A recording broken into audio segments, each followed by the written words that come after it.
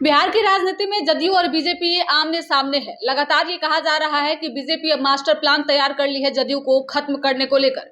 इसको लेकर सियासत तेज है। ये बड़ा आरोप जदयू के ही एक बड़े नेता ने लगाया है। उन्होंने साफ तौर पे कहा है कि जदयू पूरे तरीके से घिर चुकी है। नीतीश कुमार चंडाल चौकड़ी से घिरे हुए हैं। जदयू में उन्हीं नेताओं की पूछ है, वही नेता मंत्री बन सकते हैं जो बड़ा थैली पहुंचाते हैं। इसका मतलब आप साफ तौर पे समझ सकते हैं। इसके साथ ही बेटे को नहीं मंत्री बनाए जाने पर भी कई बड़ी प्रतिक्रियाएं आई हैं। एक एक करके बात करेंगे आखिरकार क्यों नीतीश कुमार की पार्टी को लेकर इस तरीके की बातें कही जा रही है। क्या वाकई जदयू और बीजेपी अलग होने वाली है? इन तमाम सवालों के जवाब देंगे, लेकिन उससे पहले अगर आपने अभी तक हमारे यूट्यूब चैनल संक्षिप्त को सब्सक्राइब नहीं किया है तो जल्द से जल्द सब्सक्राइब कर लीजिए। साथ ही फेसबुक पेज को भी फॉलो कीजिएगा। दरअसल इन सभी बातों की शुरुआत हुई जब नीतीश कुमार ने मुख्यमंत्री पद छोड़ा और सम्राट चौधरी बिहार के मुख्यमंत्री बने। तब से ही दबी जुबान इस बात की चर्चा हो रही थी कि जदयू पूरे तरीके से खत्म होने वाली है। नीतीश कुमार का वर्चस्व बिहार से खत्म हो रहा है। लेकिन इस बात को जोर तब मिली जब जदयू के बड़े नेता आनंद मोहन ने जिक्र किया।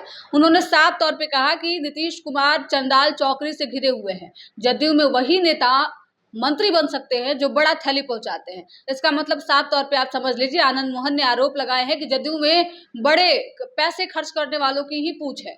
उनके बेटे को मंत्री नहीं बनाने के बाद आनंद मोहन काफी नाराज हैं। एक वजह ये भी निकलकर सामने आ रही है, लेकिन इससे पहले आपको बता दें कि नीतीश कुमार को लेकर जो बातें आनंद मोहन ने कही है, इससे साफ पता चलता है कि नीतीश कुमार की पार्टी के बीच भी सब कुछ ठीक ठाक नहीं चल रहा है। नीतीश कुमार जी ने काम किया, आज आप जाके देखिए जिंदा उनको दफन कर दिया गया।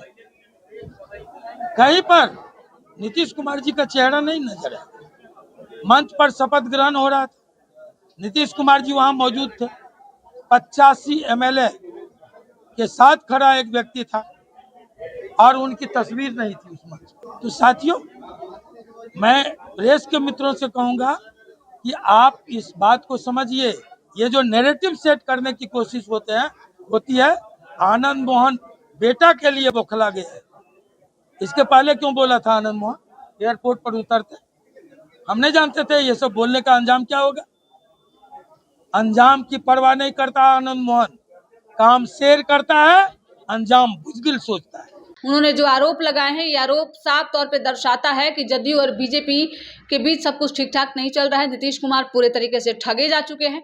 इसके कई उदाहरण भी उन्होंने पेश किया है। उन्होंने साफ तौर पे कहा कि गांधी मैदान में जब कार्यक्रम आयोजित किया गया था शपथ ग्रहण का, तो उस दौरान नीतीश कुमार की फोटो को आखिरकार गायब क्यों कर दिया गया था। नीतीश कुमार भी 85 विधायकों के साथ पहुंचे थे, इतने बड़े नेता हैं, उसके बावजूद भी उनके वे फोटो पोस्टर से गायब कैसे थे। इसके साथ ही उन्होंने ये भी सवाल पूछे हैं कि जो जदयू के 2 उप मुख्यमंत्री हैं, उन उप मुख्यमंत्रियों के नाम आखिरकार बैनर पोस्टर सरकारी कार्यक्रम से गायब क्यों हो रहे हैं।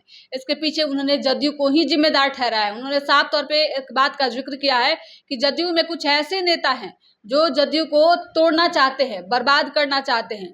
नीतीश कुमार और निशांत कुमार को लेकर भी उन्होंने कहा है कि इन दोनों को डॉक्टर की जरूरत है। आनंद मोहन जिस तरीके से आरोप लगा रहे हैं, इससे साफ पता चलता है कि जदयू के बीच ठीक ठाक सब कुछ नहीं चल रहा है।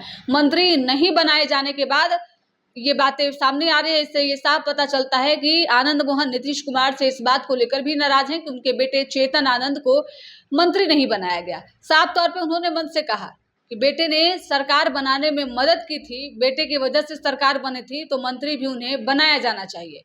जैसे ही ये बातें निकलकर सामने आई, उसके बाद राजनीतिक गलियारों में एक बात की चर्चा और तेजी से होने लगी कि क्या सम्राट चौधरी जब मुख्यमंत्री बने तो इसमें नीतीश कुमार की पूरी सहमति नहीं थी। इस बात के जवाब भी अब सामने आ गए हैं साफ तौर पे कि नीतीश कुमार और भारतीय जनता पार्टी के बीच जो डील हुई थी, वो डील एक सर्टेन टाइम के लिए थी और यही कारण है कि मुख्यमंत्री बनते ही सम्राट चौधरी को जल्द ही बिना किसी भव्य शपथ ग्रहण समारोह आयोजित किए ही शपथ ग्रहण करा दिया गया, ताकि नीतीश कुमार का मन बाद में ना बदले।